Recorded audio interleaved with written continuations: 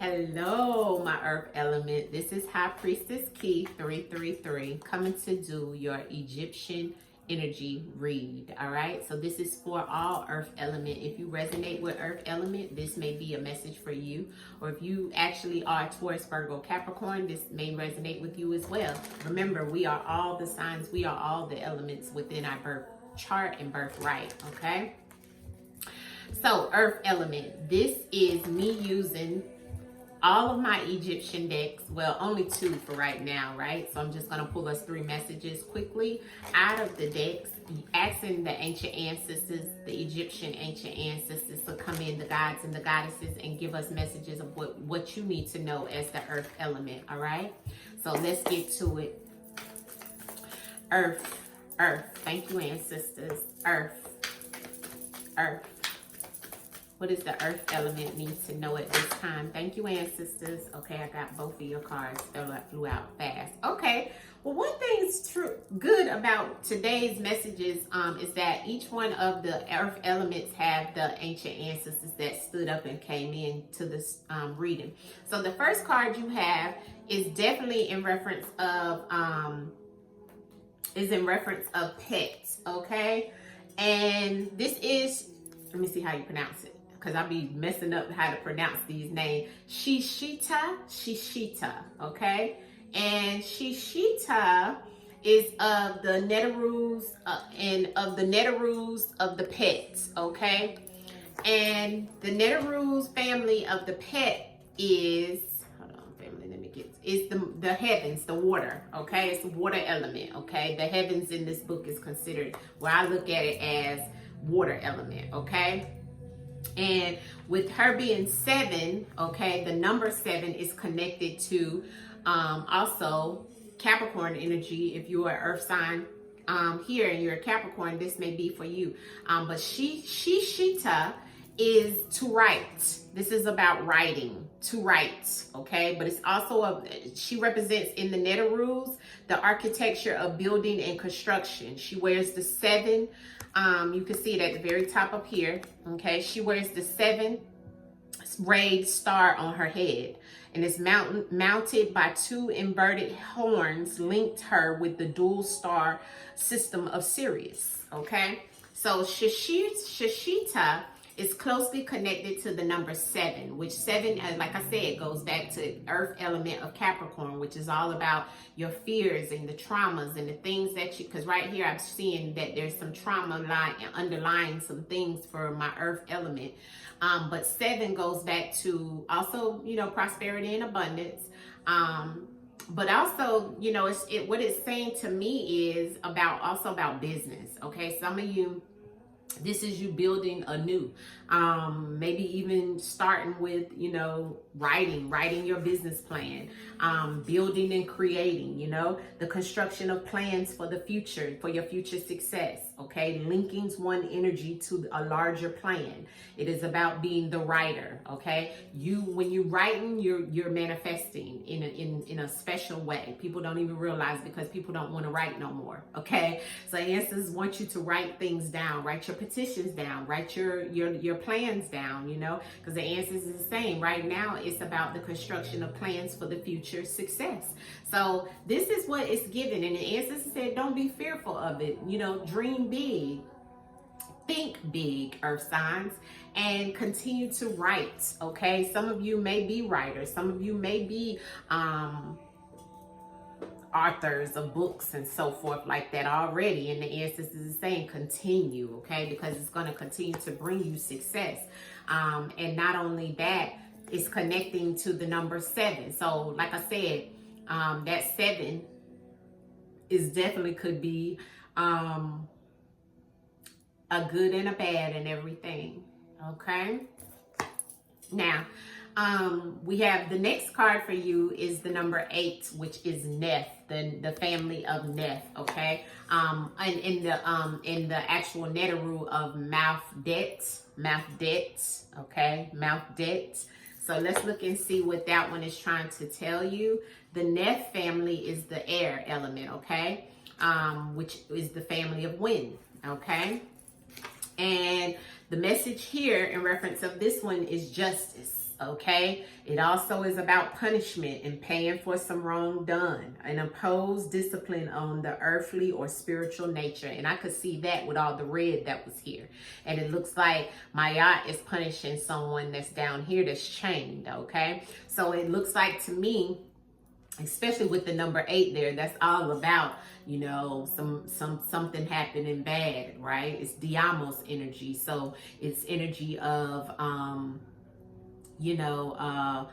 destruction, sometimes even murder, sometimes even, you know, different sexual assault, whatever it may be. There's some justice here. She who sees clearly is what this card is about. The Neteru for this one is represents, as Mayat represents, the cosmic law and the sacred order of the universe. So Mafdet personifies the law on earth, the judicial authorities who try and judge the defendant, who exact punishment when the individual is found guilty of a crime.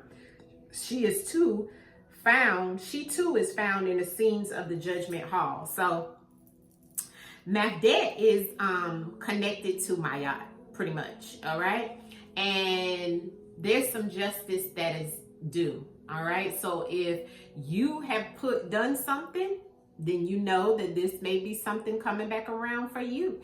And if you haven't done anything, then you know that this, and somebody's coming up against you, then you know that this is justice that's coming through. But justice and punishment and paying for some wrong done is what the earth element can feel at this time, or see at this time in some shape, form, or fashion. There's justice coming out, okay? And this is an imposed discipline on an earthly or spiritual nature. The next message you have is from the moon element of the number 4, but it's from the ancient ancestors. And this one is Hehet. I'm pronouncing it that way. Hehet. I think that's how you pronounce it anyway.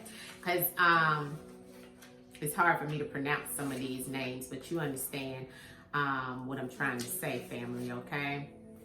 So, Hehet is the possibility of transcending time limitations. It's a spiritual evolution and transformation. This card is about eternity, okay? It has the element of moon on it because it has the 4. It's the 4th Neteru. And the moon element is about deception and darkness and deceit. But this card is about eternity. Hehet is the same connotation as her opposite polarity, Hehu. So she is shown standing inside of a snake, okay, that forms the sound of He, meaning eternity, infinity, millions of years, okay? So Het is the energy of generation. So this is your ancestors. This is generational ancestors coming through to let you know that Het is operating in infinity, in eternal time, the evolution and the transformation of human race. The number 4 is connected to the phases of mother, which is the moon, like I said, yes. And with its influence on water and the germination of life, okay? So alchemically, Het is Mercury, fire, which generates life, okay? And her counterpart is Hehu, which is left hand that she holds. She holds scepters, which is this prosperity. In her right, she holds the key of life, okay? So this is definitely telling you about some things that are changing. There's some type of spiritual evolution, and that could also be coming behind that justice that's here. Some of you are going through some judgment periods in your life where you're going to pay for some of your wrongdoing, some of the things that you've done. And the ancient ancestors is letting you know you could be sitting in the middle of that snake, of that element, and you see it looks like the infinity sign. It looks like the number 8, which goes back to this justice, which goes back to something that may feel like you're going through a tumultuous time right now, right? But the ancestors want you to understand that this is about, you know, that snake transforms you in a way, right?